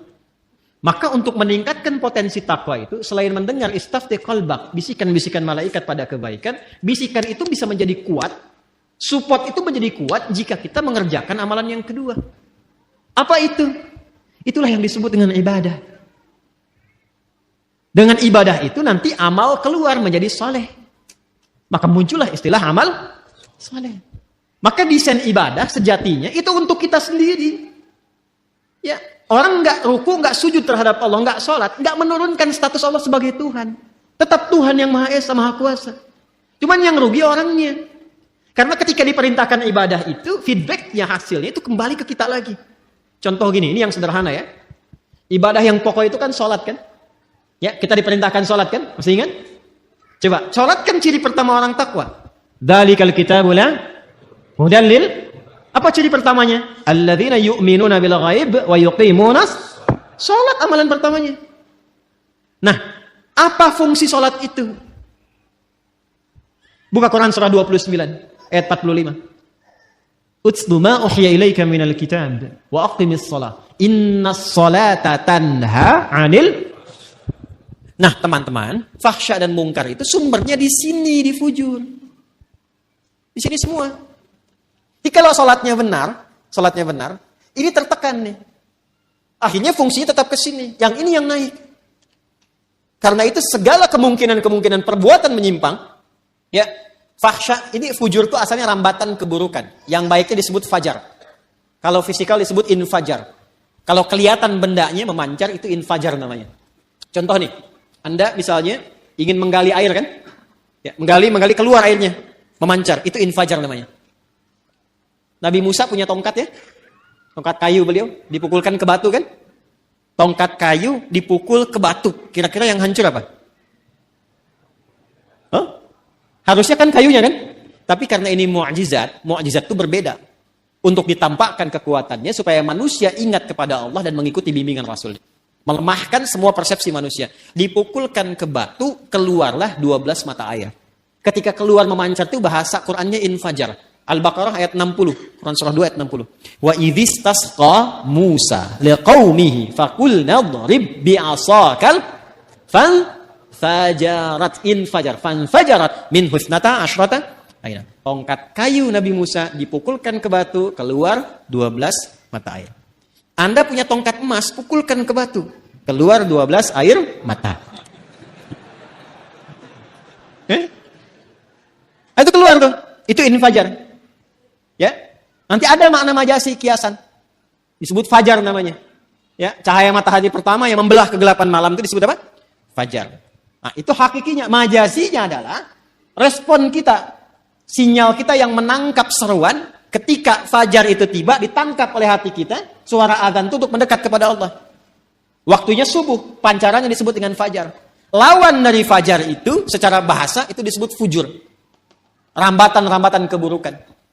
Itu yang merambat nih, ada yang merambat ke syahwat faraj. Ya. Keluarnya apa? Porno aksi, pornografi, kata-kata jorok, LGBT, ya, longsor, gempa, banjir, tsunami, macam-macam tuh.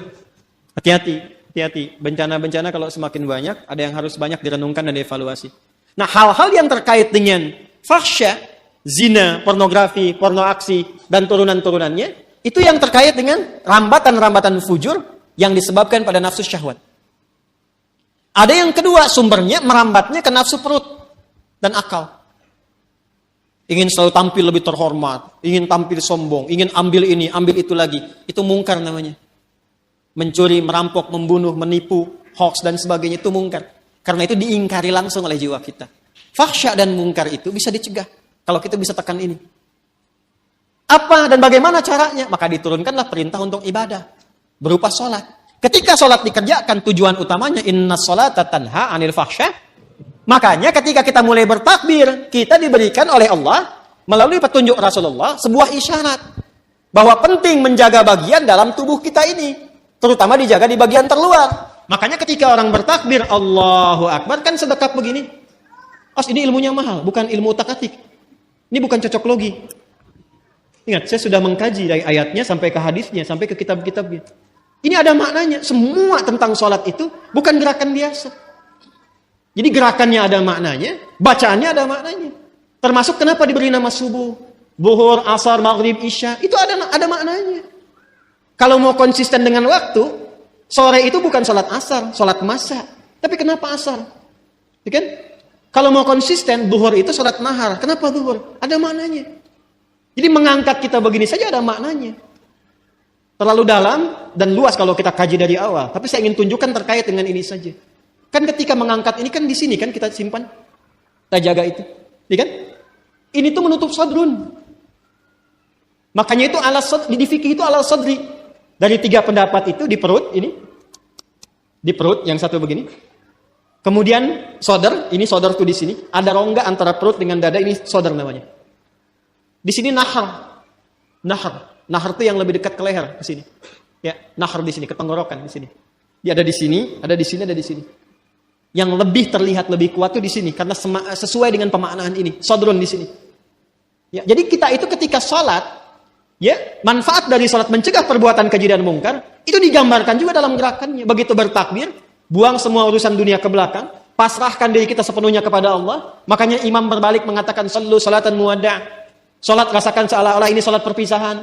Kita akan menghadap Allah. Wa annahum ilaihi raji'un. Kan Al-Baqarah ayat 46 itu kalau pengen khusyuk. Alladzina yadhunnuna annahum mulaqu rabbihim wa annahum ilaihi raji'un. Rasakan kita akan menghadap Allah. Dan mungkin itu salat terakhir yang kita tunaikan. Itu membawa kehusyuan. Makanya kita pasrah. Dan buang semua urusan dunia ke belakang. Jangan dibawa dalam salat. Kadang yang menyebabkan kita itu, kadang yang menyebabkan ada orang tidak khusyuk itu, ketika dia bertakbir, dunia masih di bawah, itu problemnya. Jadi lisannya Allahu Akbar, tapi status IG-nya itu masih Akbar. Handphonenya itu masih Akbar. Sehingga kadang-kadang menghentikan sholat hanya untuk menjawab handphone. Ya, itu yang terjadi. Jadi ketika sudah diangkat, dibuang, disimpan di sini kan? Ya kan? Saya merajihkan yang ini. Saya secara pribadi ya. Kalau ingin bersedekap, saya merajihkan yang di sini. Dan kita menghormati yang di sini. Nggak boleh langsung cepat menyalahkan. Tidak boleh. Saya tidak mengajarkan Anda untuk membawa peluru, mempersalahkan orang lain. Biasakan berdiskusi dan banyak mendengar. Karena Allah menciptakan telinga kita 2. Lisan itu 1. Supaya banyak mendengar. Jelas ya? Kalau tidak sepakat, sampaikan alasan. Setelah itu tetap berteman baik. Perbedaan pendapat tidak mengharuskan kita tidak minum teh bersama. Jelas ya? Baik. Dan disimpan di sini kan? Ini lebih semakna. Menjaga ini. Sadrun. Karena sadrun tempatnya di sini. Dan tahukah Anda? Asal mula sebabnya ini. Kenapa kemudian meletakkan tangan di sini? Asalnya kan begini Irsal. Hadis-hadis awal tentang sholat. Itu gerakannya begini. Allahu Akbar. Dan jangan selalu dipahami yang begini Syiah. Tidak. Nanti kelihatan Syiah itu saat sujud dengan duduk di antara 2 sujud. Jadi kalau masih bertakbir begini, itu di mazhab Maliki masih begini. Mazhab Maliki itu mazhab yang pertama kali berlaku di Madinah. Karena Imam Malik lahir di Madinah, tinggal di Madinah, menetap, tumbuh, berkembang sampai wafat di Madinah. Dan mazhabnya sekarang rata-rata di Afrika Utara, Libya, Tunisia, ya, itu Maliki, termasuk Spanyol.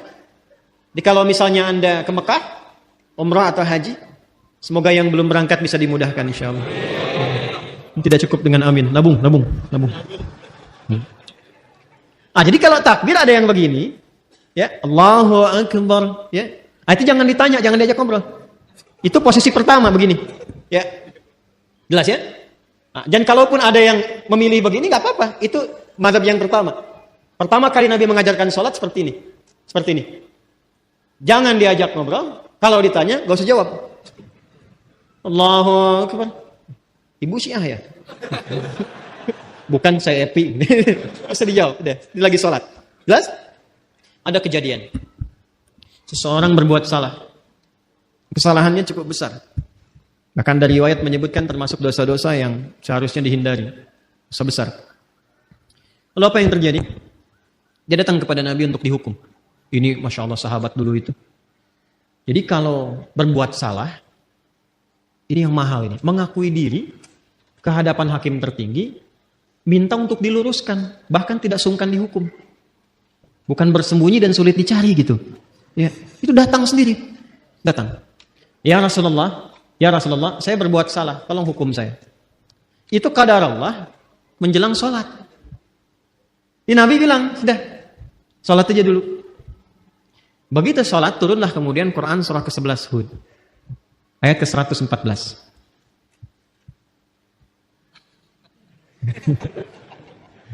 Quran surah ke-11 Hud ayat 114. Buka surahnya. Aqimis salata tarafain nahar wa zulafan minal lail. Innal hasanati yudhhibanas sayyi'at. Itu asalnya. Quran surah 11 ayat 114. Tunaikanlah salat di kedua sisi siang itu. Kemudian juga ke malamnya. Maksudnya 5 waktu. Nanti ini disinggung, ini bahasanya tinggi. Nanti yang seperti ini banyak. Seperti di Al-Isra ayat 78. Aqimis salata liduluki syamsi ila ghasaqil laili wa qur'anan fajr. Lalu yang menarik ini. Innal hasanati yudhhibnas sayyi'at. Semua salat yang dikerjakan itu disifati langsung oleh Allah dalam Al-Quran dengan nama hasanah. Innal hasanati yudhibnas, orang-orang yang mampu sholat dengan benar, itu akan melahirkan hasanah dan langsung menggugurkan kesalahan-kesalahannya. Jadi ayat ini sekaligus membebaskan si pelaku maksiat tadi, ya kan? Dalam ancaman hukuman itu langsung pembebasannya turun wahyu dari Allah, dan diampuni sama Allah. Makanya ketika selesai sholat, Nabi tidak menghukum karena selesai masalahnya dengan taubatnya itu.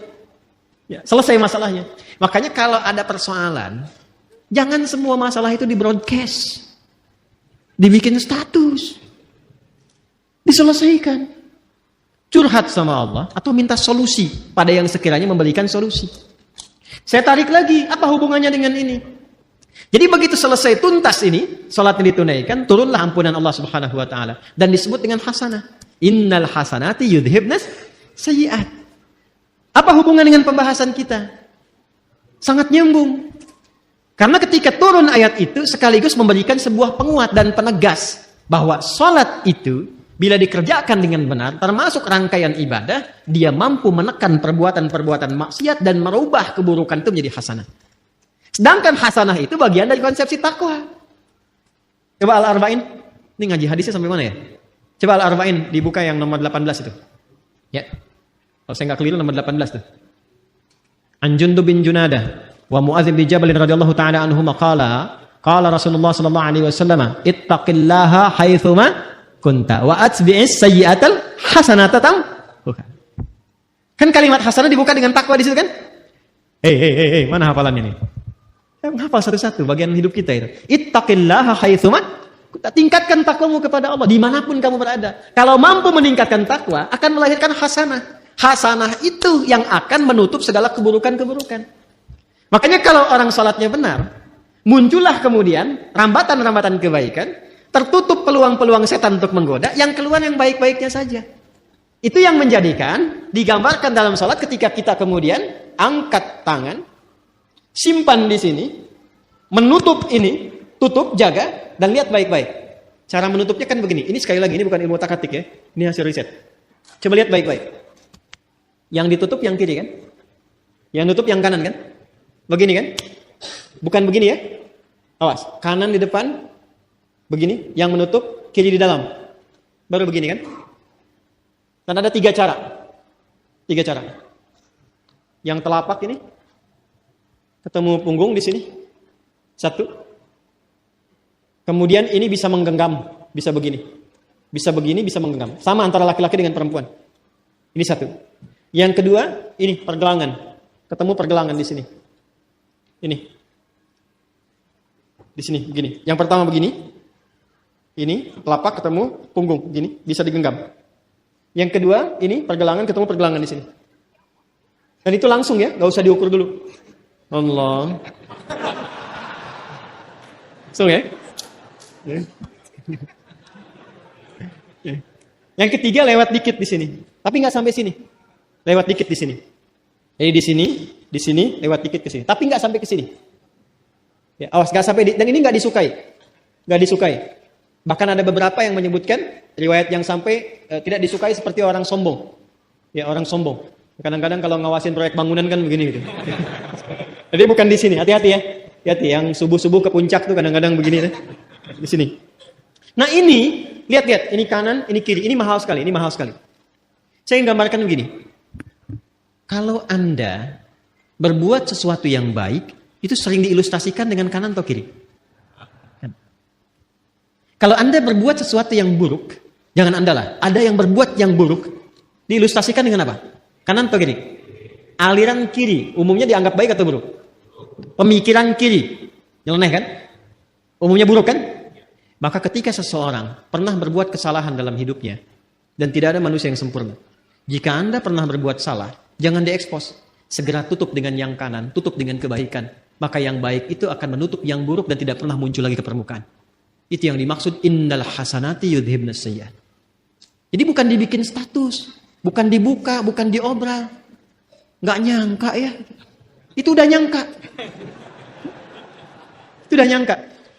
Ya. Saya tidak Ustaz, bagus. Tidak seperti ibu itu tuh Ustaz. Dia mah kalau tutup, segera tutup. Itu yang dimaksud innal hasanati yudhibnas sayyi'at. Makanya ketika kita sudah tutup begini, kita mengakui sama Allah saja. Ini yang dimaksud perkataan Nabi Ya'qub, innama ashku bathi wa huzni ila. Curhatnya sama Allah. Makanya ketika ditutup kita bilang, kita ngaku. Yang di Al-Bukhari, riwayat sahabat Abu Hurairah, Allahumma ba'id baini wa baina khataaya. Khataaya, ya. Ada ya kecilnya. Harus muncul ya kecilnya di kalimat pertama. Allahumma ba'id baini wa baina khataaya, ya. Karena ya terakhir itu pengakuan. Cara menerjemahkannya begini. Kadang cara menerjemahkan itu kalau mau dalam, kadang-kadang ada yang harus diawalkan walaupun urutan katanya di terakhir. Khataaya itu jamak dari kata khoti'ah. Kesalahan yang dilakukan sekali. Kalau berkali-kali, khataaya, ya-nya panjang, khataaya. Kalau ada ya pendek di akhirnya, ya, gitu. Khataaya, ya. Ya terakhirnya itu mengakui, pengakuan. Salah. Jadi kita berkata begini dalam salat, begitu kita tutup begini, kita katakan, ya Allah, saya mengakui hamba ini banyak dosanya. Dan kita sedang menghadap Allah. Dan suasananya kita merasakan mungkin itu salat terakhir yang kita tunaikan. Kan bahasa Qur'annya begitu. Wa annahum ilaihi raji'un. Rasakan mungkin kamu berpulang dalam salat itu. Kan ingin husnul khatimah kan? Makanya kita katakan, ya Allah, aku ini hamba merasa banyak dosa. Sebelum salat mata salah lihat, lisan salah bicara, akal salah berpikir, sampai kaki salah melangkah, tapi masih berani kita untuk bersujud kepada Allah. Makanya kita minta ampunan. Datang kita mengatakan, hamba mengakui banyak salah ya Allah. Tapi engkau itu maha pemaaf, maha pengampun. Maka hamba mohon, makanya pakai Allahumma. Allahumma itu ada ketawaduan di situ dan penuh harap. Ya, itu yang dimaksud Quran surah 7 ayat 205 itu. Wadhkur rabbaka fi nafsika tadarruan wa khifatan wa dunal jahri minal qaul. Kita mengharap ya Allah. Hamba mengakui banyak salah, banyak dosanya. Namun engkau yang maha pengampun, pemaaf yang tanpa batas pemaafanmu. Mohon jauhkan antara hamba dan kesalahan-kesalahan hamba di akhirat nanti. sejauh timur dan barat yang tidak pernah tampak. Hamba nggak pengen lihat lagi. Karena di akhirat sekecil apapun ditampakkan. Wa may ya'mal mithqala dzarratin syarran yara. Kebaikan ditampakkan, keburukan pun tampak. Nah, kita tuh nggak ingin lihat lagi itu. Sekarang ditutupi pun segelintir orang nggak lihat. Tapi di akhirat diviralkan ke semua penghuni langit dan bumi. Makanya kalau nggak diperbaiki sekarang, mesti hati-hati. Cepat taubat dari sekarang. Untuk kita semua. Sebab kalau sudah alamnya berpindah, viralnya itu semua tahu. Oh. Adi Hidayat tuh begitu rupanya. Kelihatannya begini-begini, ternyata begitu. Begini, begitu. Begini, begitu. Kelihatan beda. Lain. Nah, kita nggak pengen itu tampak. Makanya pakai alif, ba'id. Ada pakai tasydid, ba'id. Ba'id sa'ni. Jam itu tolong jauhkan dariku. Pakai tasydid. Artinya jauhkan tapi masih kelihatan. Tapi kalau ba'id, jauhkan sejauh-jauhnya. Allah menaqqini minal khataaya kama yunaqqa thawbul abyadu minad danas. Ya Allah, kalau dosa itu seperti kotoran yang melekat, noda yang melekat di pakaian, maka sekalipun ya Allah, mesti dibaikin bahasa kita ya, atau dicuci bersihkan aja. Allah maghsilhu bil ma'i wal thalji wal barad. Ya Allah, kalau perlu gunakan air yang dingin untuk membersihkan. Ini bahasa majas tinggi sekali. Ini bahasa taubat yang dalam. Makanya kalau kita merasakan itu, paham bacaannya, itu bisa kita menghadirkan kehusyuan itu luar biasa. Luar biasa. Ada lagi doa yang lain. Allahu Akbar kabira. Alhamdulillah katsira. Subhanallahi bukratan wa asila. Satu doa. Tambah lagi misalnya, wajjahtu wajhiya lilladzi fataras samawati wal arda hanifan muslima wa ma ana minal inna salati wa nusuki wa mahyaya wa mamati lillahi rabbil la syarika lahu bidzalika umirtu wa ana awwalul muslimin wa ana minal muslimin. Itu malaikat turun datang menjaga. Makanya Ali bin Abi Thalib sangat konsisten membaca doa itu dalam iftitahnya. Itu tinggi nilainya. Ya Allah, saya pasrah dalam salat ini kepada pencipta penguasa langit dan bumi. Ya Allah, saya salat selama ini. Saya ibadah selama ini. Saya hidup pun ya Allah. Atau engkau wafatkan aku saat salat ini. Aku pasrah. Lillahi Rabbil Alamin. La syarikalah, aku berikrar gak akan pernah musyrik kepadamu ya Allah. Dan mohon saksikan, wa ana minal muslimin wa ana awwalul muslimin, sejak saat ini saya salat, saya akan lebih tunduk patuh pada semua ketentuanmu. Makanya kalau baca doa iftitah yang wajah tuh habis salat berbuat maksiat, wah, itu saya nggak bisa lukiskan. Ada hal yang tidak tepat yang dilakukan. Nah, ini yang dimaksudkan itu. Ini yang tadi saya katakan, untuk menjaga takwa supaya muncul, supaya kuat, maka ibadah itu perbanyak.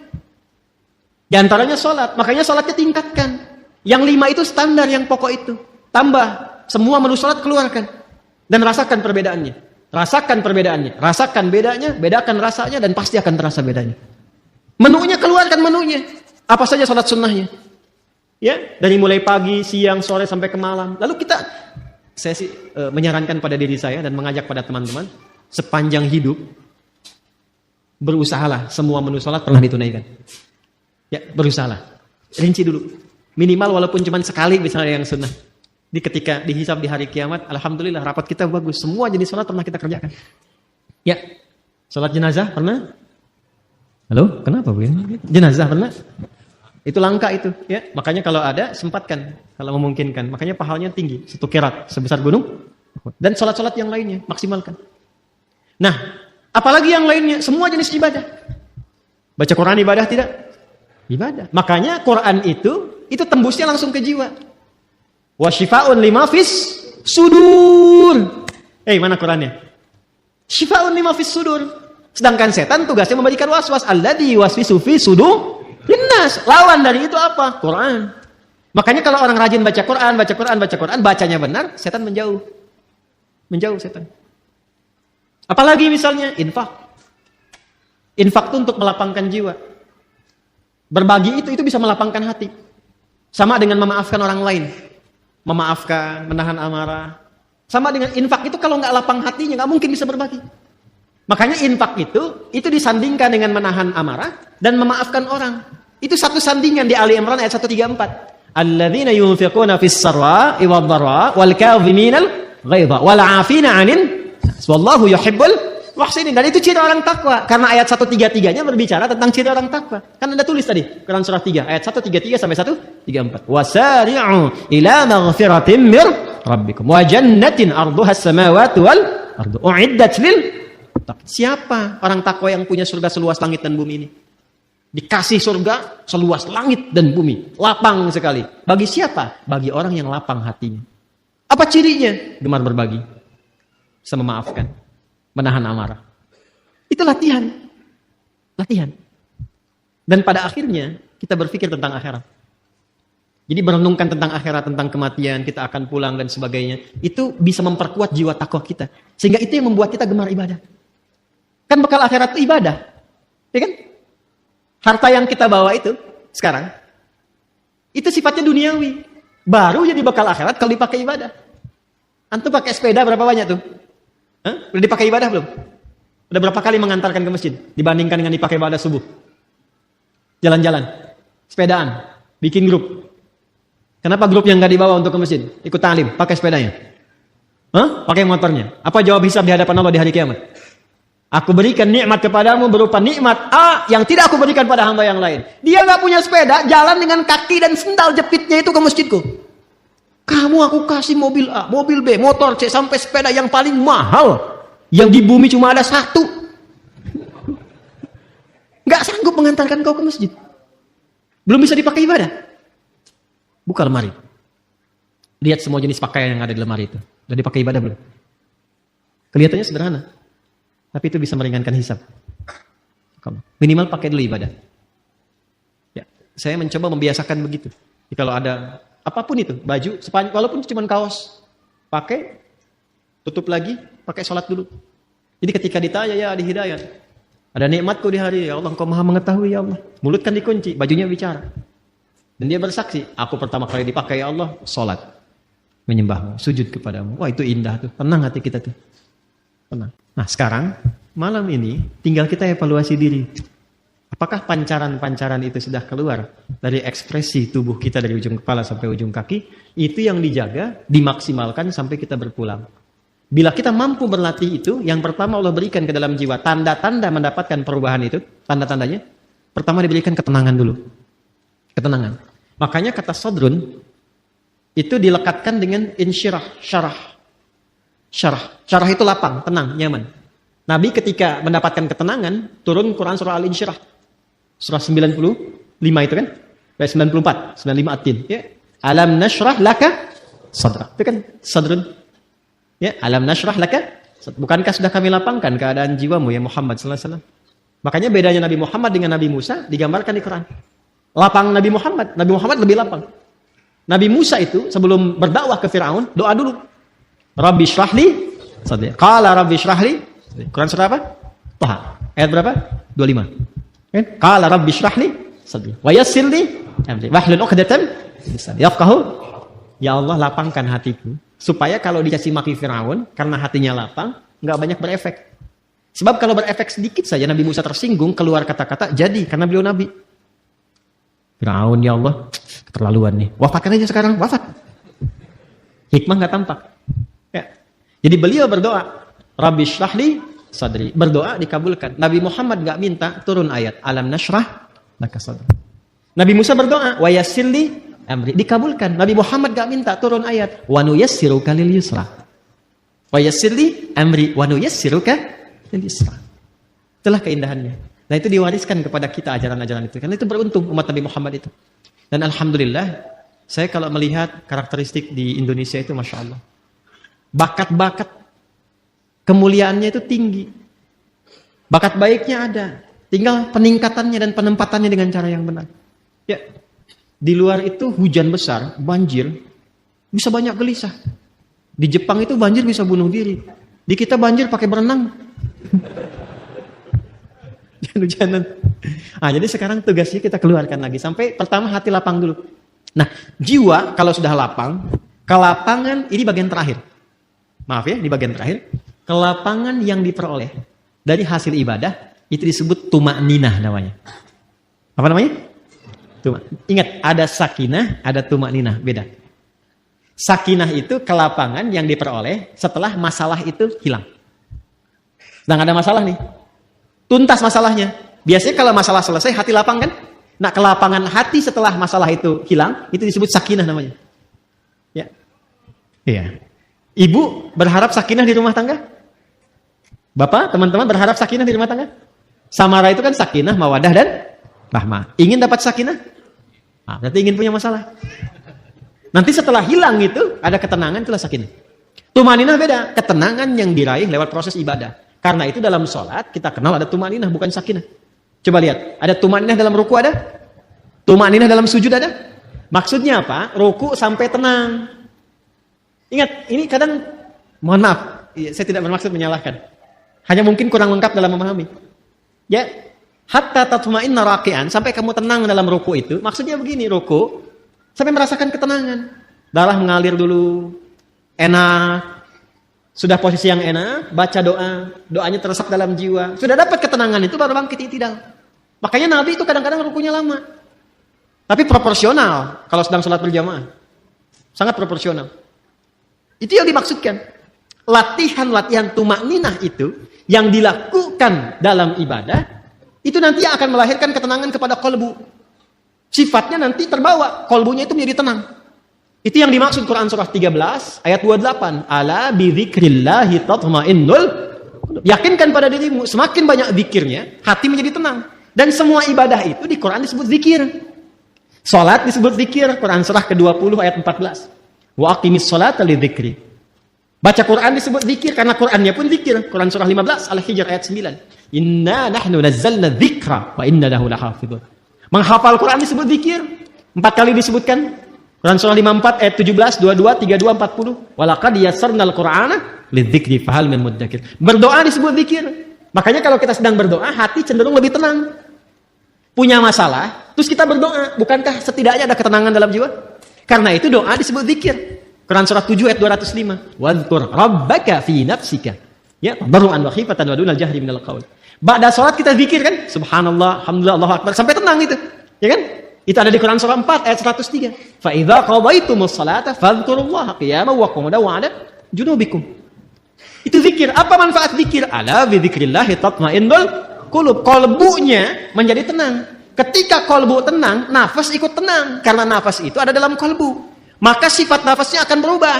Latihannya tumakninah. Ketika sering tumakninah, maka sifat tumakninah akan melekat kepada nafas. Maka berubahlah sifat nafas menjadi mutmainnah. Kalau ini dijaga sampai meninggal, sampai pulang, itu panggilannya tinggi di sisi Allah. Dihargai betul kita. Dan dipanggil ketenangan jiwa itu. Maka turunlah Quran surah ke-89 ayat 27 sampai 30 itu. Ya ayyatuhan nafsul mutmainnah. Irji'i ila rabbiki radiyatan mardiyah. Fadkhuli fi ibadi wadkhuli jannati. Jannah di situ mau yang mana? Kata Allah, jadi bagian hambaku masuk surgaku. Nah, surga yang kita harapkan itu, yang dipanggil oleh Allah, ditampakkan. Kan di hari kiamat tuh, bukan sekedar hari kiamat, saat sakaratul maut itu ada yang ditampakkan oleh Allah. Makanya Sayyidah Asyah radhiyallahu ta'ala anha, ya kan? Rahimahullah, istrinya Firaun. Itu kan di akhir sakaratul mautnya. Saat beliau diancam siksa oleh Firaun itu. Apa yang terjadi? Dan diabadikan di Quran kan? Rabbi ibnili. Mana Qurannya? Baitan indaka fil jannah. Wa najjini min Fir'aun wa amalihi. Ya Allah, bangunkan aku satu rumah di surga. Kan? Ya Allah, aku ridha, aku berislam di tengah-tengah banyak ancaman dan hukuman bahkan siksaan sekarang. Aku ridha ya Allah. Aku ridha, aku menerima semua itu sepanjang itu adalah bagian dari ketentuan. Mohon dengan segala ketulusan dan keridhaan perjuangan ini, berikan aku satu rumah di surga. Ditampakkan langsung. Makanya ketika ditampakkan senyum, riwayatnya kan begitu. Ya, riwayatnya kan begitu. Coba lihat di kitab Al-Bidayah wa Nihayah itu. Jilid yang kedua. Ada 21 jilid yang kedua. Itu kisahnya Nabi Musa dan turunannya. Itu senyum. Makanya ketika senyum itu diperlihatkan itu. Ketika senyum, komen Firaun. Kita langsung dislike. Apa komennya? Ih, perempuan mau disiksa kok senyum. Firaun nggak tahu apa yang dia lihat pada saat itu. Maka ditampakkanlah kenikmatannya, tenang, senyum. Ketenangan itu yang menjadikan pulangnya tak terasa. Seperti rambut yang ditarik dari adonan yang sangat lembut itu. Halus. Ya kan? Ada yang lagi tiduran, tiba-tiba tidur untuk selamanya. Hati-hati yang lagi tiduran. Yang lagi baca Quran, ada yang lagi sujud meninggal. Ya kan? Ya. Luar biasa tuh. Nah, itu yang dimaksudkan. Jadi semua nyambung. Nah, fadkhuli jannati, masuk ke surgaku. Surga yang mana yang dimasuki? Itu bergantung pada latihan ibadah kita untuk membentuk karakter nafsul mutmainah tadi. Makanya orang-orang yang masuk surga Firdaus pun latihannya nggak jauh dari sholat, dari zakat, menahan nafsu. Coba lihat Quran surah ke-23 tadi, ayat 1 sampai 11. Qad aflahal mu'minun. Siapa itu? Alladzina hum fi salatihim walladzina hum 'anil lagwi mu'ridun walladzina hum lizakati. Berbagi, latihan sholat, itu sampai ulaika humul warithun alladzina yarithunal firdausa hum fiha khalidun. Anda menulis di taman surga, Quran surah 51 tadi, ayat 15 sampai 23. Apa amalannya? Innal muttaqina fi jannatin wa 'uyun akhidina ma atahum rabbuhum innahum kanu qabla dzalika muhsinin. Apa amalannya? Kanu qalila minal laili ma yahja'un. Salat wa bil asharihum yastaghfirun, dzikir, wa fi amwalihim haqqul lis-sa'ili wal mahrum, berbagi. Itu enggak jauh. Makanya hidup tuh itu aja yang dikeluarkan. Keluarkan kurikulum surganya, konsisten ikuti sampai meninggal, enggak susah. Itu aja. Kok meninggal juga? Oh, meninggal. Meninggal. Sama kita semua. CM, calon meninggal. Ya. Pasti meninggal kan? Sudah tahu akan meninggal, kenapa nggak disiapin? Anda kalau sudah tahu mendung di luar, kan hujan, dan terlihat sudah mulai ada, airnya sudah mulai jatuh-jatuh, bukankah Anda siap-siap? Manusia ini kadang-kadang aneh gitu, logika berpikirnya. Udah tahu mau meninggal, tapi nggak siap-siap buat meninggalnya. Dan kita ini beruntung jadi muslim, karena sebelum meninggal sudah dikabari bekal-bekal untuk persiapan meninggal. Dan diinfokan alam setelah meninggal. Temukan dimanapun. Anda nggak akan temukan keterangan bab-bab tentang pasca kematian. Ada apa, tahap stepnya kemana, bagaimana hasilnya, dan seterusnya. Alhamdulillah, segala puji hanya milik Allah yang telah memberikan kita kesempatan untuk mendengarkan dan merenungkan ceramah yang penuh dengan hikmah ini. Pada kesempatan kali ini, kita telah menyimak bersama penjelasan Ustadz Adi Hidayat mengenai kehidupan yang penuh dengan ketenangan, takwa, dan tujuan yang jelas dalam menghadapi setiap ujian hidup. Betapa pentingnya bagi kita semua untuk menjalani hidup dengan penuh kesadaran bahwa setiap masalah yang datang adalah ujian dari Allah, dan sejatinya tiap ujian dalam hidup memiliki tujuan yang baik. Ujian hidup ini bukan untuk membuat kita terjatuh, tetapi untuk membentuk kita menjadi pribadi yang lebih kuat, lebih sabar, dan lebih dekat dengan Allah. Dari ceramah Ustadz Adi Hidayat, kita diajarkan untuk membangun keyakinan diri dalam menghadapi setiap ujian. Allah tidak akan memberikan ujian yang melebihi kemampuan hambanya, dan setiap ujian yang datang pasti memiliki solusi yang sudah Allah siapkan. Ini adalah bagian dari kasih sayang Allah kepada kita. Allah tidak akan membiarkan hambanya tanpa pertolongan, karena Allah Maha Pengasih dan Maha Penyayang. Ustadz Adi Hidayat juga menjelaskan dengan sangat jelas tentang konsep takwa. Takwa bukan hanya sekedar menjalankan ibadah ritual seperti salat, tetapi takwa adalah sebuah kualitas hidup yang mencakup sikap kita dalam berinteraksi dengan sesama, menjaga kehormatan diri, dan selalu berusaha untuk memperbaiki diri. Takwa adalah akumulasi dari sifat-sifat baik yang dimiliki oleh setiap manusia yang berusaha untuk mendekatkan diri kepada Allah. Takwa menjadikan kita lebih sabar dalam menghadapi tantangan, lebih rendah hati dalam kehidupan sosial, dan lebih ikhlas dalam menerima segala ketentuan Allah. Bahkan, dalam menghadapi masalah besar sekalipun, kita tidak perlu takut atau khawatir. Ketenangan yang sejati hanya datang ketika kita benar-benar yakin bahwa kita dapat menyelesaikan masalah tersebut dengan bantuan Allah. Ketika kita mengikuti petunjuk Allah, kita akan menemukan kedamaian dalam setiap langkah kita. Begitu pula ketika kita mendekatkan diri kepadanya melalui salat dan doa, kita akan merasakan ketenangan yang luar biasa yang tidak bisa didapatkan dari hal-hal duniawi lainnya. Salah satu hal yang sangat penting untuk kita renungkan adalah bagaimana Ustadz Adi Hidayat menjelaskan tentang ketenangan jiwa. Kehidupan yang tenang dan damai itu bukan datang begitu saja tanpa usaha. Ketenangan datang ketika kita menerima kenyataan hidup dan selalu berusaha untuk kembali kepada Allah, berdoa, dan memohon petunjuknya. Setiap ujian yang datang bukan untuk membuat kita terpuruk, tetapi untuk mengingatkan kita agar semakin mendekatkan diri kepada Allah. Ketika kita menghadapi ujian, seringkali kita merasa cemas dan khawatir tentang masa depan kita. Namun, Ustadz Adi Hidayat mengingatkan kita bahwa kita harus selalu yakin bahwa setiap masalah pasti ada solusinya. Allah tidak pernah memberikan ujian lebih dari yang bisa kita tanggung.